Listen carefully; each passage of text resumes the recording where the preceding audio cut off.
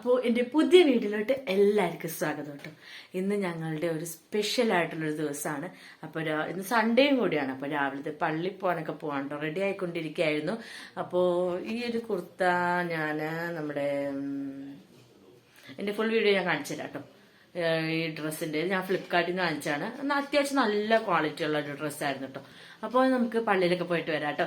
ഇന്നത്തെ ദിവസത്തിന്റെ പ്രത്യേകത എന്താണെന്നുള്ളത് നിങ്ങൾക്ക് തമ്പനയിൽ കണ്ടപ്പോൾ തന്നെ മനസ്സിലായിട്ടുണ്ടാവും അല്ലേ?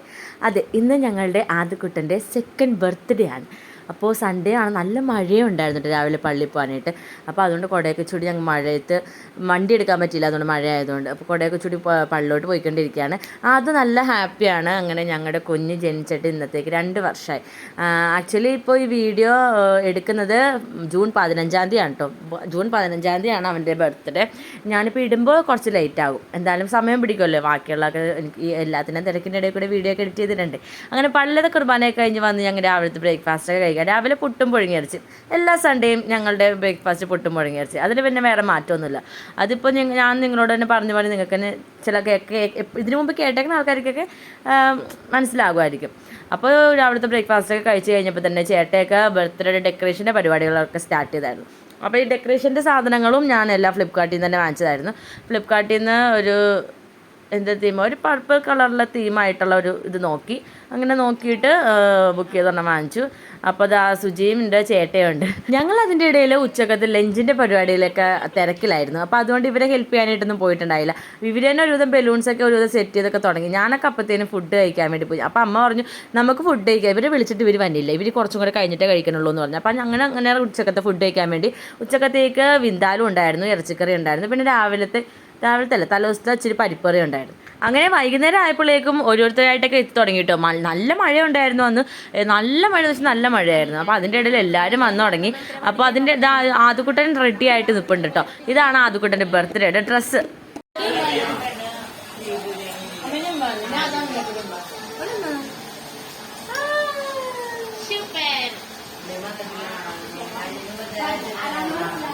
ഒന്ന് പുന്നരിച്ചേ, കേക്ക് മുറിക്കണ്ടേ? ഹാപ്പി ബർത്ത്ഡേ അല്ലേ? അതെടുക്കണ്ട, അത് പിന്നെ തരാം. Happy birthday പാടിക്കേ.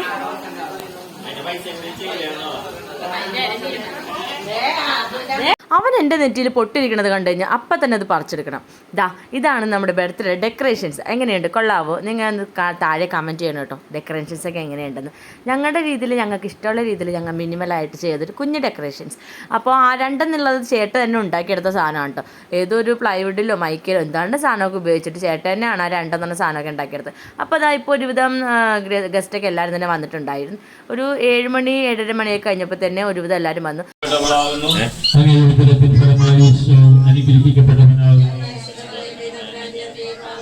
കുരിശ് കഴിച്ച് പ്രാർത്ഥന ചൊല്ലി അങ്ങനെ കേക്ക് മുറിക്കാനുള്ള പരിപാടികളൊക്കെ സ്റ്റാർട്ട് ചെയ്തു കേട്ടോ. പ്രാർത്ഥനയിലാണല്ലോ എല്ലാം തുടങ്ങുന്നത് തന്നെ. അപ്പോൾ നമ്മൾ പ്രാർത്ഥനയൊക്കെ ചൊല്ലി എല്ലാം സ്റ്റാർട്ട് ചെയ്തു. കേക്ക് ഇതാണ് കേട്ടോ. കേക്ക് നല്ല ഭംഗിയുണ്ടായിരുന്നു കേട്ടോ. ഞാൻ ഒരു കുമ്പളങ്ങിലുള്ള ഒരു ചേച്ചിയാണ് ചെയ്തത്. സിയ എന്ന് പറഞ്ഞൊരു ചേച്ചിയാണ് ഈ കേക്ക് ചെയ്ത് തന്നത്. അതിൻ്റെ ഫസ്റ്റ് ബർത്ത്ഡേ കേക്കും ഒക്കെ ആ ചേച്ചി തന്നെയായിരുന്നു ചെയ്ത് വെച്ചത്. അപ്പോൾ ഒരു മായാവിയുടെയും ഒരു ബാലരമയുടെ തീമിലുള്ള ഒരു കേക്കായിരുന്നു കേട്ടോ. നല്ല രസമുണ്ടായിരുന്നു, നല്ല ടേസ്റ്റുള്ള നല്ല കേക്കായിരുന്നു കേട്ടോ. അപ്പോൾ അത് ആ കേക്ക് മുറിക്കാനുള്ള പരിപാടികളൊക്കെ സ്റ്റാർട്ട് ചെയ്തു. അതിനൊന്ന് പിടിച്ച് നിർത്താനായിരുന്നു ശരിക്കും പറഞ്ഞ പാട്.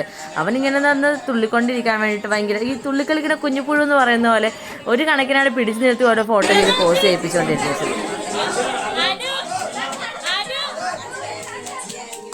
എങ്ങനെയെങ്കിലും ഒരു കണക്കിന് അവനെ ഒന്ന് പോസ്റ്റ് ചെയ്യാൻ വേണ്ടി വിളിച്ചു നിർത്തുമ്പോഴേക്കും അപ്പൻ അവിടെ നിന്ന് ഓരോ കാര്യത്തിനൊക്കെ അവനെ തോണ്ടിക്കൊണ്ടിരിക്കുക. അപ്പം അവൻ്റെ ശ്രദ്ധ അതിന് കേക്ക് മുറിക്കാനുള്ള സമയമായി.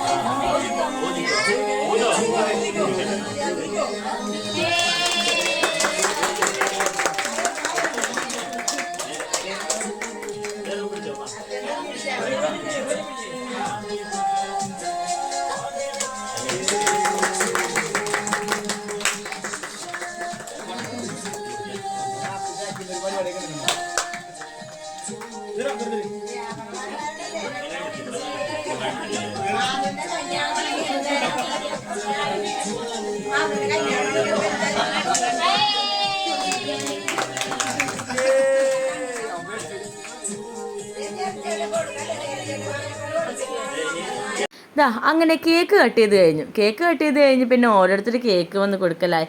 ആദ്യമേ എൻ്റെ ചേട്ടയുടെ വകയായിരുന്നു, ജെറിച്ചേട്ടയുടെ വകയായിരുന്നു അതിന് കേക്ക്. എന്നാൽ ഞാനും ചേട്ടൻ കൊടുത്തു.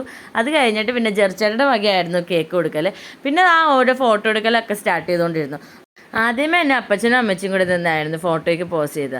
അപ്പം അപ്പനാണെങ്കിൽ അതിൻ്റെ ഇടയിൽ അവന് വായിൽ ക്രീം വെച്ച് കൊടുക്കുന്നു. ഇങ്ങനെയൊക്കെ അവനെ ഡിസ്റ്റർബ് ചെയ്തുകൊണ്ട് അപ്പൻ എപ്പോഴും അവൻ്റെ കൂടെ എന്തെങ്കിലുമൊക്കെ ഇങ്ങനെ ചെയ്തുകൊണ്ട് തന്നെ ഇരിക്കണം. അത് കഴിഞ്ഞിട്ട് പിന്നെ സുജി വന്നു. അങ്ങനെ പിന്നെ ഓരോരുത്തരായിട്ട് വന്നു തുടങ്ങി. അതുവാണെങ്കിൽ പിന്നെ എല്ലാ ഫോട്ടോയ്ക്കും പോസ് ചെയ്യാനായിട്ട് നമ്മൾ ആദ്യമേ കുറേ നേരം വിളിക്കണം. അത് കഴിയുമ്പോഴേക്കും പിന്നെ ആൾക്ക് നല്ലൊരു ഇൻട്രസ്റ്റ് ആയിരിക്കും. പിന്നെ കുറച്ച് കഴിയുമ്പോഴേക്കും ഭയങ്കര സന്തോഷത്തിലൊക്കെ നിന്ന് നല്ല ചിരിയൊക്കെ ചിരിക്കാൻ പറഞ്ഞാൽ നല്ല ഓവറായിട്ട് നല്ല 100 വാൾട്ടിന് ബൾബ് കത്തുന്ന പോലെ ചിരിച്ചോളെ, അത്രയും നല്ല ചിരിയായിരുന്നു. പിന്നെ എനിക്ക് നല്ല ടെൻഷനായിരുന്നു, കാരണം അവന് ഒരുപാട് ദേഷ്യമല്ലോ, ഒരുപാട് നേരമൊക്കെ നിൽക്കുകയും എല്ലാവരോടൊക്കെ പറഞ്ഞ് നിന്ന് ഫോട്ടോ എടുക്കാൻ കുറേ നേരം ഫോട്ടോ എടുക്കാനൊക്കെ പറഞ്ഞു കഴിഞ്ഞപ്പോഴേക്കും പിന്നെ മൂശാട്ട കയറി കടിച്ചിലും പിടിച്ചിലൊക്കെ ആയിക്കഴിഞ്ഞാൽ ആ ഒരു മൈൻഡും പോവും, നമ്മുടെ ആ ഒരു സന്തോഷവും പോകുമല്ലോ. പക്ഷേ ആൾ നല്ല ഓക്കെ ആയിരുന്നു കേട്ടോ. എല്ലാ ഫോട്ടോയ്ക്കാണെങ്കിലും നല്ല രീതിയിൽ ചിരിച്ചൊക്കെ നിന്നഴിച്ചു. എനിക്കതിൽ ഭയങ്കര സന്തോഷമായി. പിന്നെ സെബാനങ്കയും സ്നേഹാൻ്റിയും അങ്ങനെ അങ്കിളും ആൻറ്റിമാരും എല്ലാവരും വന്ന് ഫോട്ടോയ്ക്ക് പോസ്റ്റ് ചെയ്തു. എല്ലാവരും അതിന് ഗിഫ്റ്റ് കൊടുത്തു, എല്ലാവരും വിഷ് ചെയ്തു. ഭയങ്കര സന്തോഷമായിരുന്നു. രണ്ടാമത്തെ ബർത്ത്ഡേ ഇതേപോലെ നടത്താൻ പറ്റുമെന്ന് ഞാൻ ഒട്ടും പ്രതീക്ഷിച്ചില്ല. ഇങ്ങനെയൊക്കെ ആവുമെന്ന് ഞാൻ പ്രതീക്ഷിച്ചില്ല. ഇത്രയും നല്ല രീതിയിൽ നടത്താൻ പറ്റുന്ന ഒന്നും ഒരു പ്രതീക്ഷ ഉണ്ടായില്ല. ആദ്യമേ വിചാരിക്കും ദൈവമേ സെക്കൻഡ് ബർത്ത്ഡേ എങ്ങനെയാണ് നടത്തുക, എന്ത് ചെയ്യും, ഭയങ്കര കൺഫ്യൂഷനായിരിക്കുമല്ലോ നമുക്ക്. അതേപോലെ നല്ല രീതിയിലൊക്കെ നടക്കുമെന്നുള്ള ഭയങ്കര കൺഫ്യൂഷനായിരിക്കും. പക്ഷേ എല്ലാം ദൈവത്തിൻ്റെ അനുഗ്രഹം കൊണ്ട് ഒരു കുഴപ്പമില്ലാണ്ട് എല്ലാം നല്ല ഭംഗിക്ക് നടന്നു കേട്ടോ. ദൈവത്തിൻ്റെ അനുഗ്രഹം ഉണ്ടെങ്കിൽ നമ്മൾ ഒരു കാര്യത്തിനും ടെൻഷൻ അടിക്കേണ്ട ഒരു ആവശ്യവും ഇല്ല. പക്ഷേ എന്നാലും നമ്മൾ മനുഷ്യരല്ലേ, ഓരോ കാര്യങ്ങൾ ആലോചിച്ച് ടെൻഷൻ അടിച്ചുകൊണ്ടേയിരിക്കും. അതിനും ദേഷ്യമൊന്നും കയറല്ലേ, കലിപ്പനൊന്നും ആവല്ലേ എന്നുള്ള പ്രാർത്ഥനയായിരുന്നു എനിക്ക്. അതിനാണെങ്കിൽ ബർത്ത്ഡേയുടെ കേക്ക് ഭയങ്കരമായിട്ട് ഇഷ്ടപ്പെട്ടു കേട്ടോ. അതെനിക്കെങ്ങനെ മനസ്സിലായെന്ന് വെച്ചാൽ അവൻ ആര് വന്നാലും നേരെ കേക്കിലോട്ട് നോക്കും. ആ കേക്ക് വന്ന ആൾ അവൻ എടുത്ത് വെച്ച് കൊടുക്കുമെന്ന് അവൻ നന്നായിട്ടറിയാം. കാരണം കട്ട് ചെയ്ത് കഴിഞ്ഞപ്പോൾ തുടങ്ങി ആര് വന്നാലും അവൻ്റെ അടുത്തോട്ട് വരുമ്പോൾ നേരെ കേക്ക് എടുക്കുക, അതിന് വെച്ച് കൊടുക്കുക. പിന്നെ അടുത്ത ആൾ വന്ന് കഴിയുമ്പോൾ കേക്ക് എടുക്കുക, അതിന് വെച്ച് കൊടുക്കുക. അപ്പോൾ അതുകൊണ്ട് അവന് മനസ്സിലായി ആര് വന്നാലും ആദ്യമേ തന്നെ കേക്ക് എടുത്ത് അവന് വായി വെച്ച് തരുമെന്ന്.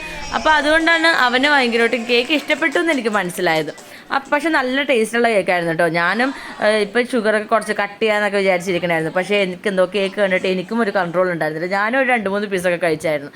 അപ്പോൾ അത് കഴിഞ്ഞ് എല്ലാവരും ഫോട്ടോ എടുത്ത് കഴിഞ്ഞപ്പോഴേക്കും ആളും എല്ലാവരുടെ കൂടെ നല്ലോണം നിൽക്കുകയും ചെയ്യും. ഫോട്ടോ സെക്ഷൻ നടക്കുന്നതിൻ്റെ ഇടയിൽ അടുക്കളയിൽ ദം പൊട്ടിക്കണ മണവും കൂടി വരുന്നുണ്ടായിരുന്നു. അപ്പോൾ ബീഫ് ബിരിയാണി ആയിരുന്നു കേട്ടോ ബർത്ത്ഡേക്ക് പറഞ്ഞു വെച്ചത്. ഞങ്ങളുടെ ഇവിടെ അടുത്ത് തന്നെയുള്ളൊരു മലബാർ എന്നൊരു ഹോട്ടലിൽ നിന്നായിരുന്നു ബീഫ് ബിരിയാണി പറഞ്ഞു വെച്ചത്. ചേട്ടക്ക് അവിടുത്തെ ബിരിയാണി ഭയങ്കര ഇഷ്ടമാണ്. അപ്പോൾ അതുകൊണ്ട് ബർത്ത്ഡേക്ക് അവിടെ നിന്നായിരുന്നു ബിരിയാണി പറഞ്ഞു വെച്ചത്. നമുക്ക് വീട്ടിൽ വെക്കാനായിട്ട് ഒന്നാമത്തെ സമയം ഉണ്ടാവില്ല, അല്ലാന്നെങ്കിൽ അതുമല്ല വീട്ടിലൊക്കെ വെക്കാനായിട്ട് അതിനുള്ള ആളും വേണം. ബർത്ത്ഡേയുടെ അന്ന് നിന്ന് തിരിയാനുള്ള നേരം കൂടി ഉണ്ടായില്ല.